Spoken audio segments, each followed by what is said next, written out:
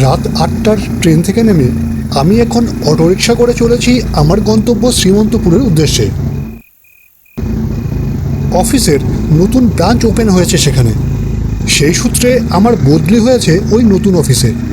Station থেকে নেমে শুনলাম অটো করে নাকি প্রায় ১ ঘন্টার পথ।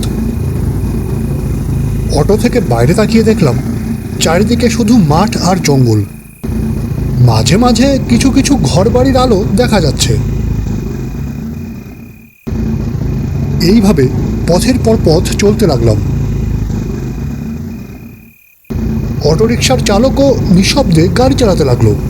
সে কোনো কথা বলছে না দেখে আমি জিজ্ঞেস করলাম, দাদা আর কতক্ষণ সময় লাগবে পৌঁছাতে? এই তো আর কিছুক্ষণ। অটো চালক শুধু এইটুকু উত্তর দিয়েই আবার নিশ্চুপ হয়ে অটো চালাতে লাগলো। তার ভাবগতি আমার সন্দেহজনক মনে হতে লাগলো। প্রচণ্ড দ্রুত গতিতে সে অটো চালাচ্ছিল। এত জোরে চালাচ্ছেন কেন? একটু আস্তে চালান, অ্যাক্সিডেন্ট হয়ে যেতে পারে তো। জায়গাটা ভালো নয়, তাড়াতাড়ি এলাকাটা পার করতে হবে। এই কথা বলেই অটো চালক আবার নিশ্চুপ হয়ে গেল। কিন্তু এই জায়গাটা ভালো নয় কেন? অটো চালক আমার এই প্রশ্নের কোনো উত্তর দিল না। সে এক মনে অটো চালাতে লাগলো। অটো চালকের এরূপ আচরণে আমার সন্দেহ হলো, কোনো খারাপ অটো চালকের পাল্লায় পড়লাম না তো?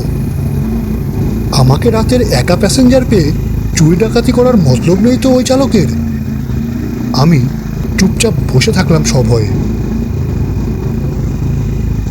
এভাবে অটো করে চলেছি, এমন সময় হঠাৎ অটোরিকশাটি থেমে গেল। আমি ভয়ে ভয়ে অটোরিকশার চালককে জিজ্ঞেস করলাম, এ কি, এই নির্জন স্থানে এখানে অটো থামালেন কেন? অটো চালক কোনো উত্তর না দিয়ে অটোরিকশাটি পুনরায় চালু করার চেষ্টা করলেন।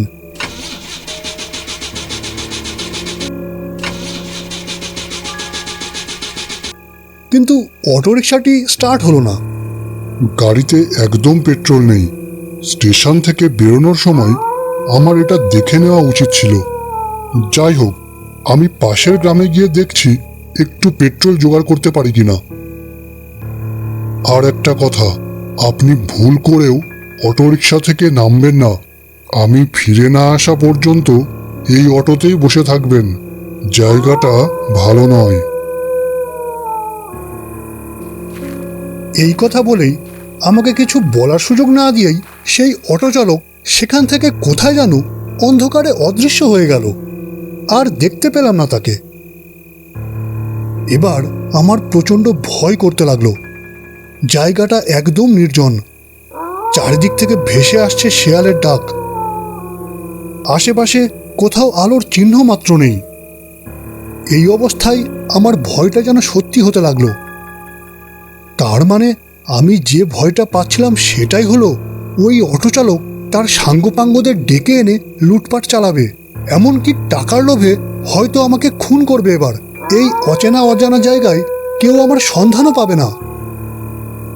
নিজেই একা একা গাড়িতে বসে এইসব বিড়বিড় করছি, এমন সময় হঠাৎ কানে এলো একটা মহিলা কণ্ঠস্বর। অটোর মধ্যে কে আছেন দাদা? একটু সাহায্য করবেন? খুব বিপদে পড়েছি, তাড়াতাড়ি আসুন, আমাকে সাহায্য করুন। অটো থেকে নামতে যাচ্ছি, এমন সময় হঠাৎ মনে পড়ে গেল সেই অটো চালকের কথা। সে মানা করেছিল অটো থেকে নামতে, এমনকি যদি কেউ ডাকে তাহলেও আমি যেন অটো থেকে না নামি। কিন্তু পরক্ষণে ভাবলাম এটা ওই অটো চালকের কোনো ছলনা হতে পারে। বরং যে মহিলা আমাকে সাহায্যের জন্য ডাকছে তাকে সাহায্য করেই আমি এই স্থান থেকে পালাতে পারবো। এরপর আমি অটো থেকে বাইরে নেমে দেখি কিছুটা দূরে অন্ধকারে একটা মহিলা ছায়ামূর্তি দাঁড়িয়ে আছে। আমার খুব বিপদ, আমাকে সাহায্য করুন। এই অন্ধকারে আমি আর আমার 10 বছরের ছেলে বাড়ি ফিরছিলাম।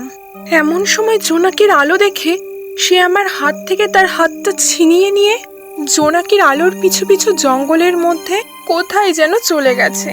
আমি তাকে খুঁজে পাচ্ছি না। আমার ছেলেকে খুঁজতে আমাকে সাহায্য করুন দয়া করে।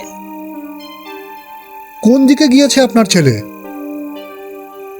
ওই তো ওই দিকে, আমার সঙ্গে আসুন।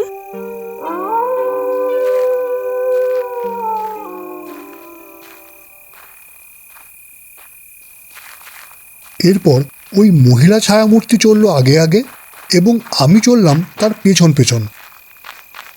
অন্ধকারে যে কোথায় চলেছি কিছুই বুঝতে পারছি না। অন্ধকারে জঙ্গলের রাস্তার কিছুই দেখতে পাচ্ছি না, শুধু মন্ত্রমুগ্ধের মতো হেঁটে চলেছি ওই মহিলা ছায়ামূর্তিকে অনুসরণ করে।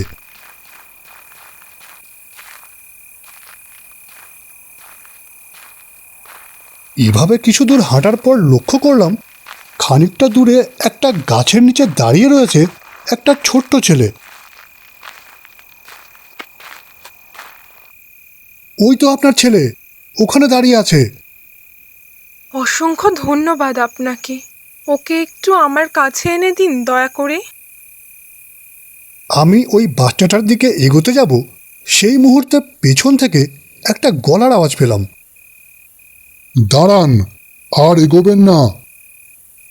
আমি পেছন ফিরে দেখলাম আমার ঠিক পেছনে এসে হাজির হয়েছে সেই অটো চালক। ওই বাচ্চা ছেলেটিকে আনতে যাচ্ছি। কোন বাচ্চা ছেলের কথা বলছেন? ওখানে কোনো বাচ্চা ছেলে দাঁড়িয়ে নেই।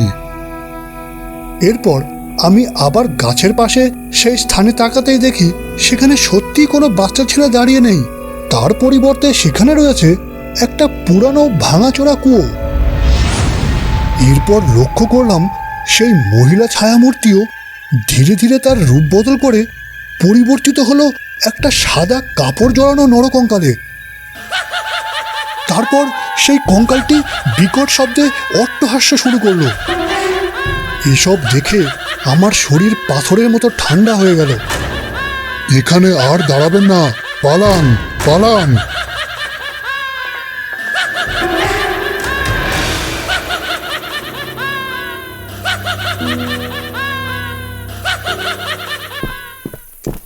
এরপর আমরা সেই অন্ধকার রাতে দৌড়াতে লাগলাম জঙ্গলের রাস্তা ধরে।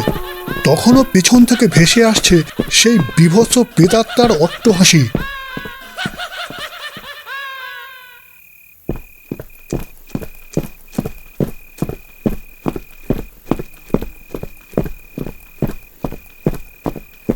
দৌড়াতে দৌড়াতে আমরা অটোরিকশার সামনে এসে থামলাম। এসব এসব কি ছিল? এসব কি দেখলাম আমি? এই জন্যই আপনাকে অটো থেকে নামতে মানা করে গিয়েছিলাম। আপনি শহরের লোক, আপনি এই সব বিশ্বাস করবেন না বলেই আগে থেকে আপনাকে কিছু বলিনি।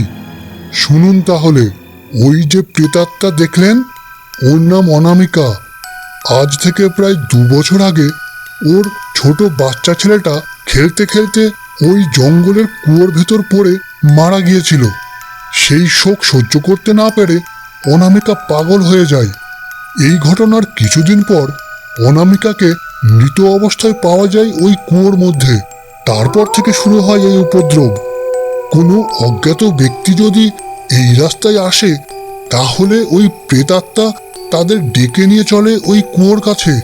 সেখানে কুয়োর মধ্যে ফেলে তাদের প্রাণ নিয়ে নেয় ওই অতৃপ্ত আত্মা। এই কথাগুলো শুনে আমার শিরদাঁড়া দিয়ে যেন ঠান্ডা স্রোত বয়ে গেল। ভয়ে আমি আর কোনো কথা বলতে পারলাম না। চলুন চলুন, এখানে আর দাঁড়ানো ঠিক হবে না।